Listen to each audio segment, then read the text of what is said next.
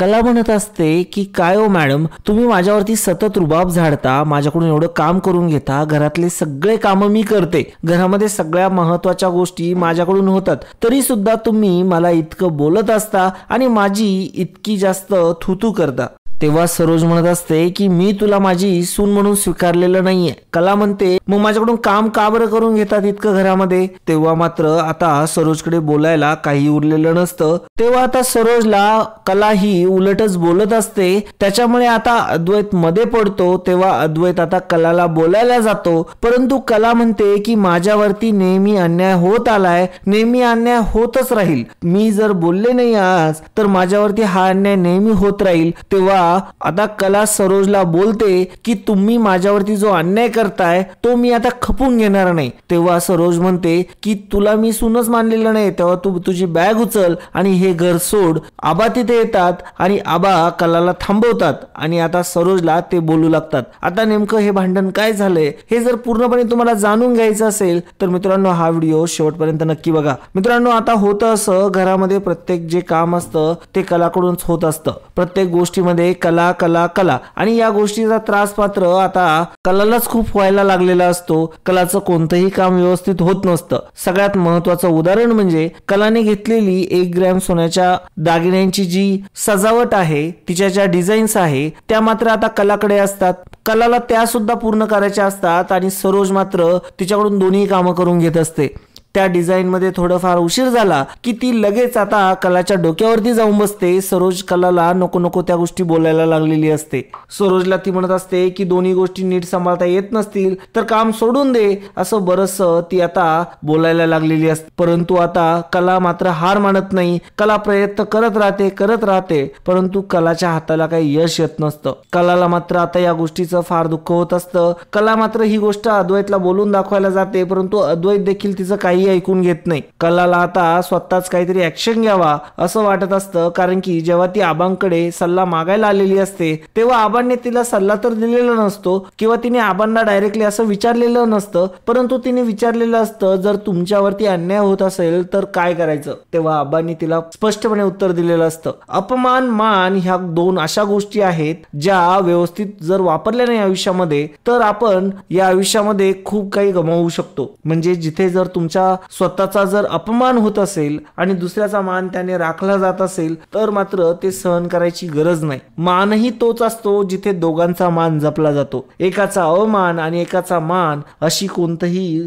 समीकरण कधी जुळत नाही आणि त्या गोष्टी कधी चांगल्या चालत नाही आयुष्यात, असं आता आबांचं म्हणणं असतं। कला प्रयत्न करत असते, आबांकडून तिला चांगला सल्ला देखील मिळालेला असतो। आता मात्र कलाला खूप चांगला सपोर्ट मिळालेला असतो। आता अद्वैत आणि कला रात्री झोपायला रूम मध्ये आलेले असतात।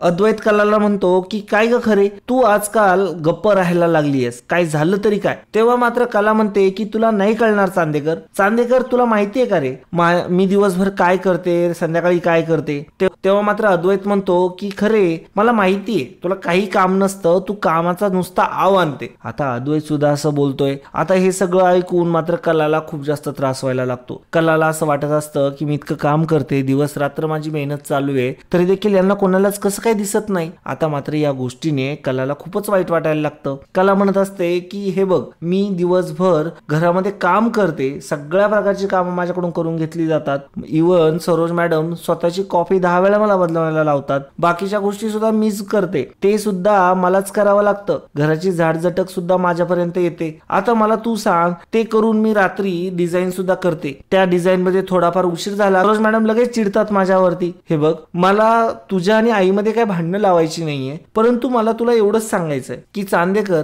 अरे मी इतकं कष्ट करते, इतकी थकते दमते, मला कष्टाची लाज नाही रे, मी काम करेल, मला कामाला काहीही प्रॉब्लेम नाही, परंतु काम करून देखील मला असं जे टोमणे मारले जातात ना ते मात्र सहन होत नाही। त्यावरती मी स्पष्टच बोलणार, मी तुझ्या आईला काही उलटसुलट बोलत नव्हते किंवा मला त्यांच्याशी बोलायचं सुद्धा नव्हतं, परंतु त्या आजकाल माझ्या तोंडाला जरा जास्तच लागतात आणि मला सतत त्या टोमणे मारत असतात, मी ऐकून घेते, याचा अर्थ ते ऐकवत जातात आणि याचा अर्थ मी कमजोर आहे असं त्यांना वाटायला लागले. आणि मला हे काय आवडणार नाही. मला आता एकतर तू सांग, एकतर मी बोलू की तू बोलतो त्यांच्याशी. कारण की हे बघ अद्वैत, हे खूप जास्त व्हायला लागले आता, हे खूप अति होतंय. तेव्हा अद्वैत म्हणतो की खरे तू माझ्या आईच्या विरोधात बोललीच कशी. आणि आता अद्वैत मात्र आईचा लाडका असतो, आता आईचा दिवाना असतो, तो आता आईच्याच बाजूने बोलायला लागतो. तू जरा जास्त शहाणपणा करायला लागली वाटतं, आणि असं बरंच काही तो बोलायला लागतो. तेव्हा मात्र कला म्हणते की आता या गोष्टीला मी माझ्या पद्धतीने हँडल करते. अद्वैत, मला तुझ्याकडून तशी काही अपेक्षा नव्हती, परंतु उगाच तू नंतर ओरडायचा, नंतर काय बोलायचा, त्यापेक्षा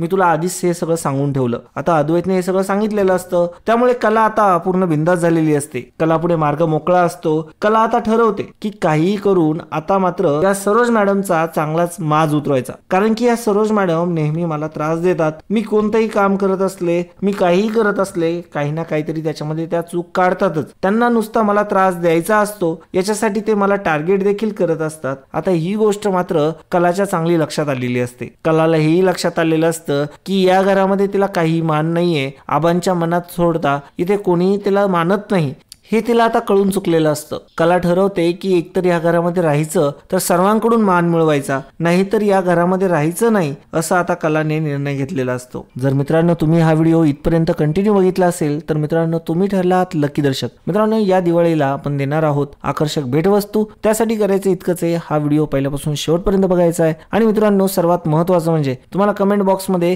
तुमचा आवडतीचा रंग कमेंट करायचा आहे, जेणेकरून त्या रंगाची गोष्ट तुम्हाला आम्हाला देता येईल. मित्रांनो सर्वात महत्त्वाचं आणखीन एक म्हणजे या स्पर्धेसाठी तोच पात्र ठरणार आहे ज्याने हा व्हिडिओ पहिल्यापासून शेवटपर्यंत बघितलाय. त्यामुळे वाट कसली बघताय, लगेच खाली कमेंट करा आणि हा व्हिडिओ पहिल्यापासून शेवटपर्यंत बघा. धन्यवाद. कला आता आबांकडे येते आणि आबांना ती म्हणते की मी माझा पहिला प्रयत्न केला, एक साधी समजूत काढायची होती, ती मी काढून बघितली, आता मात्र एक खूप मोठं पाऊल उचलायचंय मला आबा. तेव्हा आबा कलाला सांगतात की बाळा तू काळजी करू नको, माझा तुझ्यावरती पूर्ण विश्वास आहे. तू जे काही पाऊल उचलायला जातीये त्याचा तुझ्यावरती चांगलाच परिणाम होईल. तुला मात्र आता कसली काळजी करण्याची गरज नाही. फक्त एका गोष्टीचा विचार कर, ते म्हणजे तुझं कुटुंब किंवा तुझा संसार हा तुला कसा काय व्यवस्थित ठेवता येईल. त्यासाठी मान आणि अपमान या ज्या मागे मी गोष्टी सांगितल्या, या गोष्टींची समीकरणे मात्र जपायला विसरू नको, नाहीतर तुझीच राखरांगोळी झाल्याशिवाय राहणार नाही. आता आबांनी खूप मोलाचा पुन्हा सल्ला दिलेला असतो कलाला.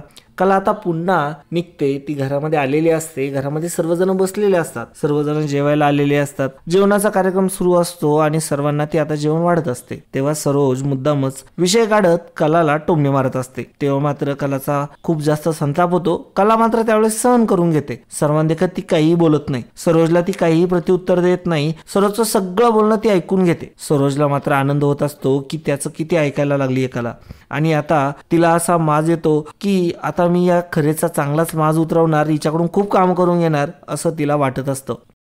आता सर्वजण जेवण करत असतात. कलाला सरोज म्हणत असते की कला खरे तू काम व्यवस्थित करत नाही बरं का, हे ताट बघ, याच्यावरती डाग तसेच आहे. आता खरं तर त्या ताटावरती एकही डाग नसतो, तरी देखील सरोज मुद्दाम म्हणत असते की परत धुवून आण जातात. असं म्हटल्यानंतर सरोज ते ताट घेते, पुन्हा धुवून घेऊन येते, सरोजला देते, तर ती आता ग्लासवरती डाग आहे असं म्हणत असते. तेव्हा मात्र आबा चिडतात आणि म्हणतात की काय सरोज, काय चाललंय तुझं हे. तेव्हा मात्र कला काही बोलत नाही. आता मात्र सगळे जेवण झालेले असतात. आता सरोजचं हे वागून पण झालेलं असतं. आता रोहिणी मात्र मनात विचार करत असते, सरोज एकदम एक नंबर करते. सरोजला दिलेली चावी अजूनही लागलेली आहे आणि सरोज आता चांगल्या प्रकारे कलाची पूर्णपणे मजा घेत आहे आणि चांगल्या प्रकारे तिला धडा शिकवत आहे. आता हे बघून मात्र चांगलाच आनंद होत असतो रोहिणीला. रोहिणी विचार करत असते की आता काही जरी झालं ना, आता ही सरोजचा जो राग आहे तो कमी होऊ द्यायचा नाही. सरोजला असंच चार्जिंग करत राहायचं जेणेकरून सरोज सारखी या कलावरती चिडत राहील आणि या घरावरती राज्य करायला काय आता कला येणार नाही. कारण की रोहिणीला एकाच गोष्टीचं टेन्शन असतं, तिला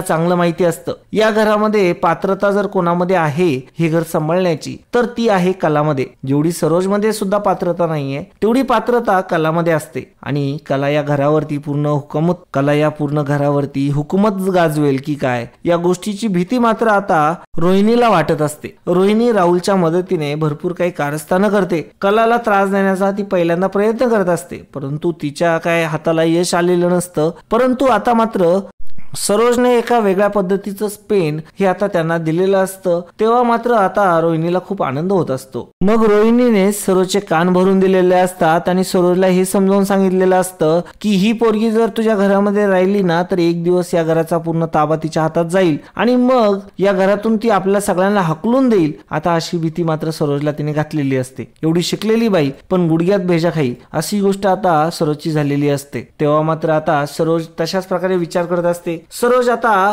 कलाला त्रास देण्याचा प्रयत्न करत असते, परंतु कला आता ठरवते की सरोजला चांगला चिंगा दाखवायचा. सर्व गेल्यानंतर, सर्वांची जेवण झाल्यानंतर सरोज आता रूम मध्ये एकटीच असते आणि आता कला तिथे येते आणि कला विचारते, मॅडम काय हो, तुम्ही मला सतत त्रास देताय, सतत तुम्ही मला टार्गेट करायचा प्रयत्न करताय, हे का बरं करताय तुम्ही? मला कळत नाहीये. मला या गोष्टीचं उत्तर हवंय, कारण की मी सतत बघत आले की तुम्ही मला सतत या गोष्टीवरून टॉर्चर करताय, प्रत्येक गोष्टीमध्ये माझी चूक काढताय, मला ती गोष्ट पुन्हा करायला लावताय. खरं म्हणजे मी या गोष्टीचा जास्त विचार करत नाही किंवा मला या गोष्टीचा जास्त बाऊ देखील करायचा नाही, परंतु तुम्ही जे करताय ना त्या गोष्टीचा मला त्रास होतोय. आता मी किती वेळ सहन करू हे तुमचं? तुम्ही नेहमी नेहमी या गोष्टींचा मला त्रास देत असता. माझी काय चूक आहे खरं तर? अहो, मी तुमच्या मुलाची बायको आहे आणि तुम्हाला जरी मान्य नसलं तरी देखील त्याने सगळ्यांदेखत मला मंगळसूत्र घातलं आहे. तुम्ही असं का बरं करताय? असा क्लिअर कट प्रश्न हा आता कलाने विचारलेला असतो. परंतु कलाच्या या प्रश्नाचं उत्तर आता काय हिच्याकडे नसतं, सरोजकडे नसतं. सरोज मात्र म्हणत असते की कला, तू माझ्या पुढे जास्त शहाणपणा करू नको बरं का, मला माहितीये तुम्ही कशा आहात. तेव्हा कला विचारते, कशा आहोत आम्ही? मला तरी सांगा एकदाच. अहो, गरीब असणं म्हणजे पाप नसतं, आम्ही पण माणसंच आहोत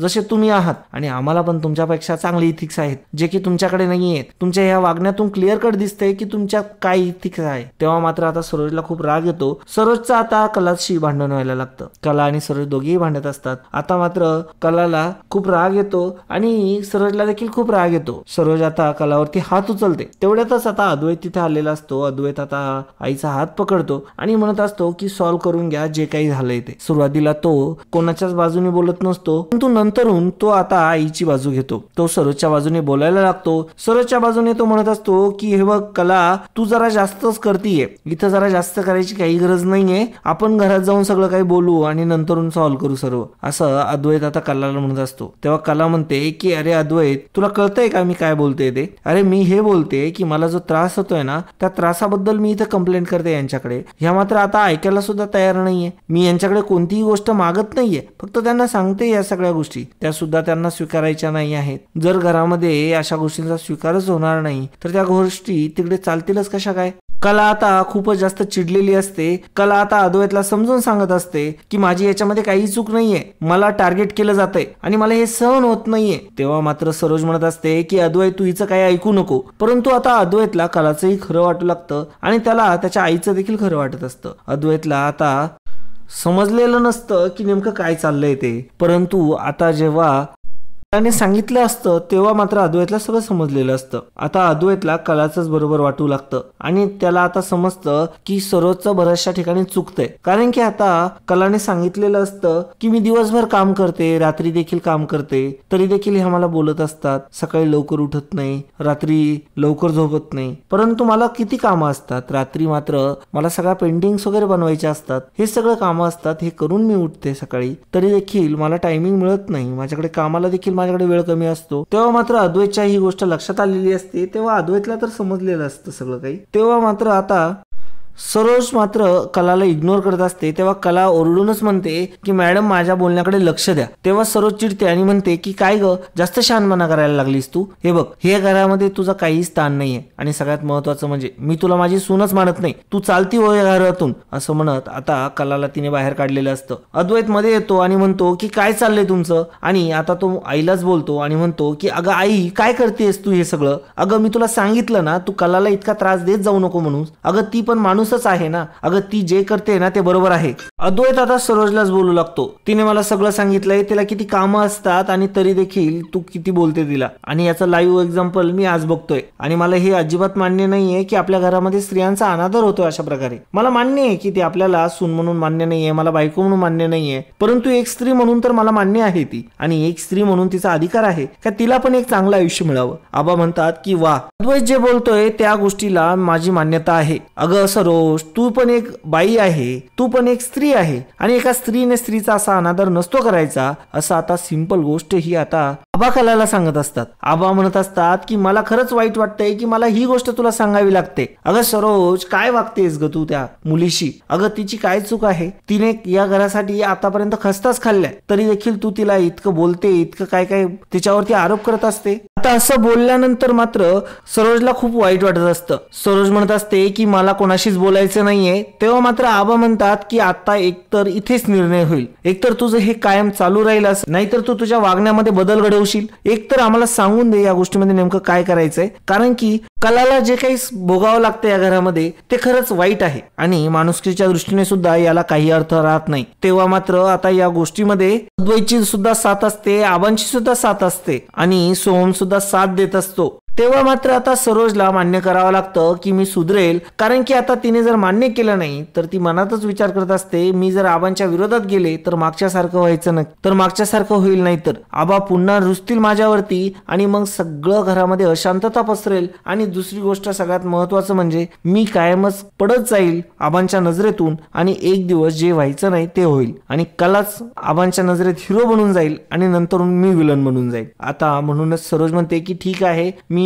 नाही वागणार तशी. तेव्हा आता आबा म्हणतात की तू कलाची माफी माग, कारण की तू अमानवीय वर्तन केलंयस तिच्याशी. तेव्हा मात्र सरोजला राग येतो. सरोज आता मात्र खूपच रागाने बघत असते, परंतु आता तिच्याकडे पर्याय नसतो, म्हणून सरोज आता कलाची माफी मागते आणि म्हणते की मला माफ कर. तेव्हा मात्र कला काही म्हणत नाही. आबा म्हणतात की व्यवस्थित माफी माग. तेव्हा आता सरोज म्हणते की मी तिची एकदा माफी मागितली आहे आणि मला वाटतंय की आता हे पुरेसं आहे. तेव्हा कला म्हणते की मलाच बरं वाटत नाहीये, तुम्ही असं का बरं बोलताय त्यांना? तेव्हा मात्र आबा म्हणतात की अगं पोरी, अगं तू या घरासाठी एवढा खस्ता खाते, तू लक्ष्मीचा वास आहे या घरामध्ये, तू लक्ष्मीचा अवतार आहेस या घरातला. अगं तुझ्या येण्याने या घरामध्ये खूप काही बदललंय, परंतु कोणी ऐकायलाच तयार नाही. परंतु मी माफी मागतो तुझी, माझ्यामुळे आमच्या घरामुळे जे काही तुझ्यावरती तुला भोगावं लागले त्यासाठी आम्हाला सगळ्यांना माफ कर. आता असं बोलल्यानंतर सरोजला मात्र आबांचा खूप राग येत असतो, परंतु आता अद्वैतने सुद्धा आबांची साथ दिलेली असते, त्यामुळे आता सरोजला खूप राग आलेला असतो. परंतु इकडे कलाला मात्र खूप आनंद होत असतो.